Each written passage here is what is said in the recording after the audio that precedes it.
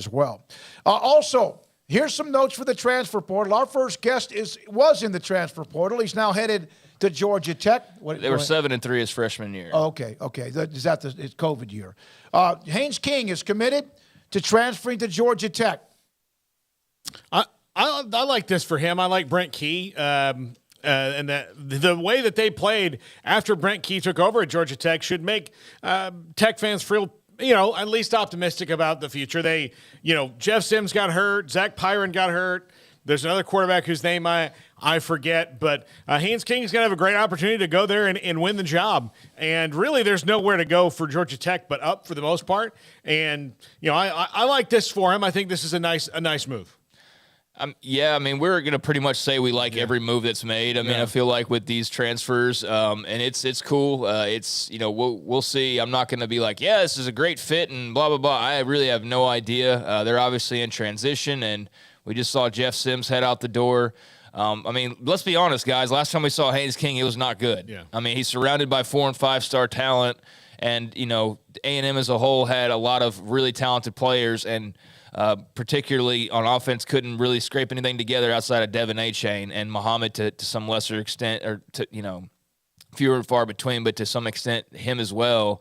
But they really rode their defense, and Haynes King sometimes looked like he didn't belong at that level. Sometimes he looked like he could hang, and I wonder, just kind of how damaged he is. But he's a coach's kid.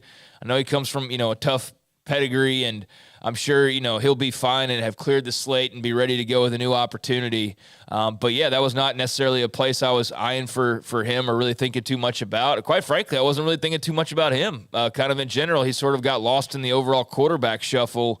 It's on the surface, a lot of talent that hasn't been maximized just yet. Obviously a smart guy, so we'll see what happens. But that's an intriguing move for a new Georgia Tech squad. Well, and then, of course, Jeff Sims, he's on his way to Lincoln, where they have Casey Thompson, who appears to be coming back to play for Matt Rule, and then he now will take over, be a part of the roster in Lincoln with Nebraska. So that's another one of the transfer players. And, I don't know. I know about him. He's going to Lincoln, and Matt Rule he's had a pretty good run, by the way, since he was hired with some transfers and also trying to secure a pretty good class, that some of them with the departure and attrition of any time you have a coaching change. Well, I would say that of the 3 quarterbacks that are going to compete for that job right now, Jeff Sims, Casey Thompson, and Brock Purdy, nobody's given you the, Brock's in the NFL. Chubba Purdy, that none of them have given the impression that they could take this thing over and really go places. Plus, they have a new coach and a new offensive system. And Jeff Sims was more highly recruited than Purdy was. I know, because they were both committed to the same place at the start. And I don't know about Casey Thompson. They're probably about the same. So we'll see. If they can tap into that talent that a lot of people saw in Jeff Sims before he was at Georgia Tech, then great. If not, he's a depth piece there, and he has 1 year of eligibility. But, what do they have to lose at quarterback right now, Smokey, if you're Nebraska? Casey Thompson can tease you. Mm-hmm. At times he can be brilliant. I think a lot of problems that he had at Texas and also even in Lincoln this year is he's really rarely been behind a really good offensive line as far as time, protection, whatever. He can tease you. And then, of course, he could also, like a lot of quarterbacks, he can throw the bad pick. But I thought for the most part he was good this year for them. And when he wasn't in the game, there was a big difference because no one else could really throw the football. When I first saw this, I thought, good for them, but I also questioned why with Casey Thompson they made this. I figured if they got a transfer quarterback, it would be like a big splash, like no doubt about it, like, oh, that's why they're going to move on and start with somebody new. Because to me, Jeff Sims isn't clearly that much better than what they already have. It's not like they brought in like Tua. Not Tua, but DJU, and you're like, okay, well, then clearly they're trying to upgrade there. This is more of like, all right, so there's going to be a quarterback competition, and that's probably what they need, with Purdy and Thompson and all that. So, I was kind of surprised. Just wasn't thinking too much about Jeff Sims and Nebraska being a connection. But, I mean, Matt Rule knows what he's doing. They seem to be on a pretty good run in recruiting, like you said. He was dealing with injury a lot last year. I mean, missed a bunch of games, and the numbers he did put up were not all that impressive. But, you know, again, he wasn't entirely healthy and missed a lot of time. So, you know, in a transition year where, you know, you kind of just knew that Georgia Tech was in a lame duck situation there for a while and kind of heading into it with Jeff Collins.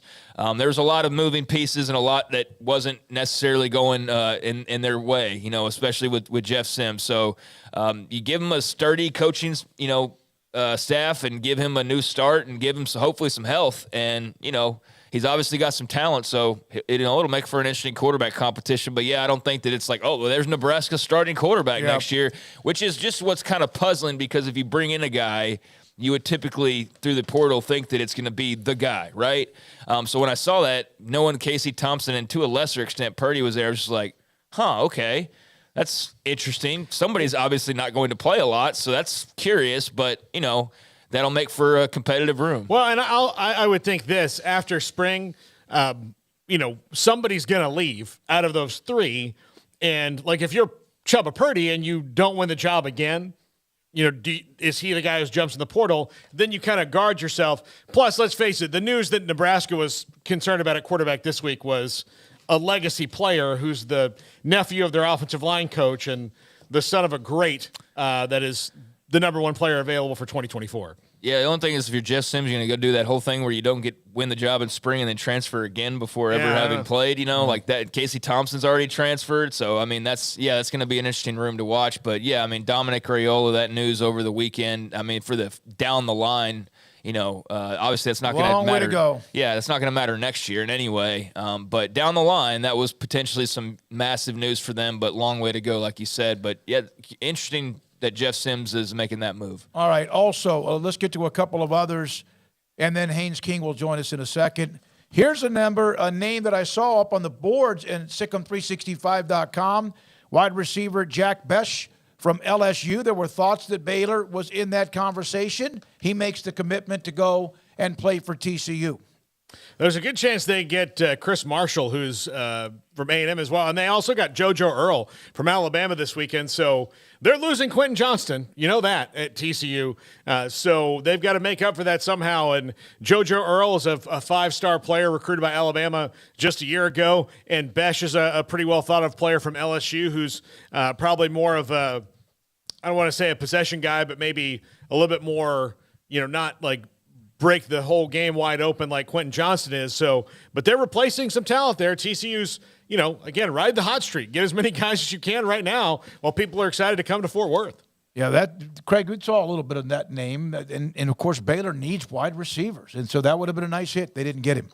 Yeah, I mean, saw a very little amount of his name. I mean, I know there's, you know, a little bit of buzz about him, but it's not like he is coming off like a special year or anything. But, yeah, I mean, he's a guy who's coveted by some to you know, ramp up their receiving core. And, you know, Baylor was one of those schools, but TCU is just a hotter brand right now. And, you know, I don't know what the overall pull was. I mean, outside of just what's obvious is that they're in the college football playoff and they're riding a hot streak and they're, you know, hot in the portal right now. But yeah, that was certainly a loss for the green and gold and a big gain for the purple Frogs. And, you know, they can really pick up even more steam and more momentum if they go out and they get a win against Michigan. I mean, just imagine what that would feel like for that team and for that program. But obviously we got to wait a little while for that. So, yeah, nice little win for them in the portal. And they've only picked up like 4 guys, I think, total, but it seems like it's been a lot. It seems like it's been like 20 guys because of just sort of the way it's come across and because of you know, some of the names like a Chris Marshall or a JoJo Earl that if you follow them during recruiting, you're like, oh, wow. And so, yeah, Sonny Dykes is taking full advantage of their momentum. And, you know, they are going to lose a lot of proven name brand talent, not just Quentin Johnston, but others in that receiving corps. So, yeah, not surprised that they're attacking that and striking while the iron's hot. All right. And there's, of course, National Signing Day coming up on Wednesday. Grayson and Craig will have a full show on Wednesday morning. Then we'll do what we do in the afternoon. Bo Nix. We're not going to get to all the transfers because there's others we'll add, but Bo Nix, huge decision for Oregon. He's on his way back. He'll be back for another year. Had a phenomenal year for Oregon. Was in the Heisman discussion for a while. and he's back for another year. James Crepia, will join us from the Oregonian on that decision. Yeah, it's big. I don't know if it had anything to do with Dante Moore flipping from Oregon to UCLA, if he thinks he can play there better. UCLA got a transfer quarterback this weekend as well. I do think it certainly affects DJU's decision in that UCLA appears to have gotten a transfer quarterback, and Bo Nix is staying. So those are two schools you can cross off for DJU.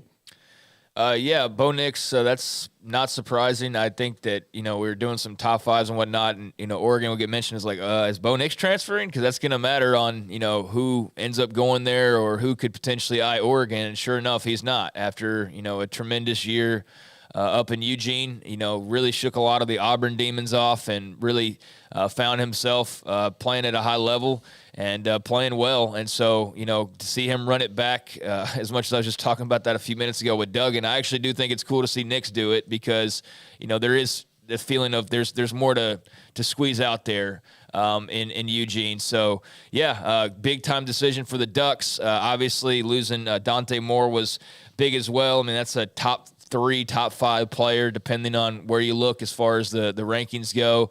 And now he'll be heading to Westwood, but can't really blame him for that decision either with Chip Kelly and company. And they're obviously trying to replace Dorian Thompson-Robinson. So makes sense from all angles. And, yeah, that's big for Oregon, who's going to get some serious heat this offseason in a good way because of that one return and whatever else they end up doing. Yeah, Dante Moore headed again to UCLA, not Oregon. Now, this was posted. Nick Harris, who's on I think 247 posted this up earlier, and this has been simmering. Austin Novosad, the quarterback from Dripping Springs, who, of course, committed to Baylor, has been committed for quite some time. This is from Nick Harris. Is this developing Oregon's plan B at the quarterback position already in motion with a report of an in-home visit with Baylor commit and Dripping Springs star, 4-star quarterback Austin Novosad. He, as of now, is committed to Baylor. Ohio State took a run at him. Others have taken a run at him. Texas A&M has taken a run at him. Now, Oregon, we know, and we've kind of had this discussed it just for a sliver, a little bit. Grayson Grunhafer discussed it with us on Friday that Oregon has been hot after, and who wouldn't be, after Austin Novosad, the quarterback at Dripping Springs. Well, I love being called a plan B. I mean, it's true, he is, but I mean, that would, for one, dissuade me, at least initially.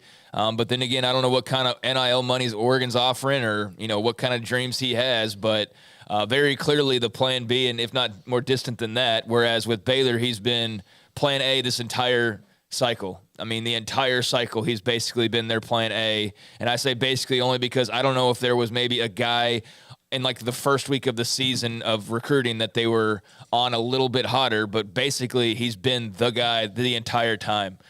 So, if he values that, then he's heading to Baylor and signing on Wednesday. If he's, more open-minded, I mean, clearly he's had some various decisions along the way to make. I mean, it would be a crushing loss and waste of time for this entire staff and for Sean Bell if they were to lose him.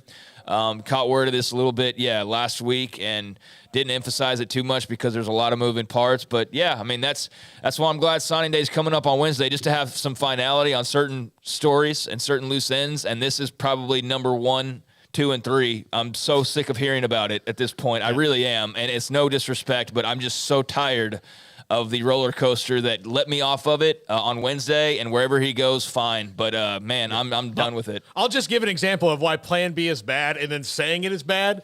Hey, Smokey, you want to go to dinner tonight? Maybe. Hey, Craig, you want to go to dinner tonight? Smokey can't go. Yeah, why didn't you ask me first? Well, but it's that's the writer writing that. That's the reporter saying that, and somebody probably said it. But it's true, though. We just talked about Dante Moore. Yeah, It's true. It's a plan.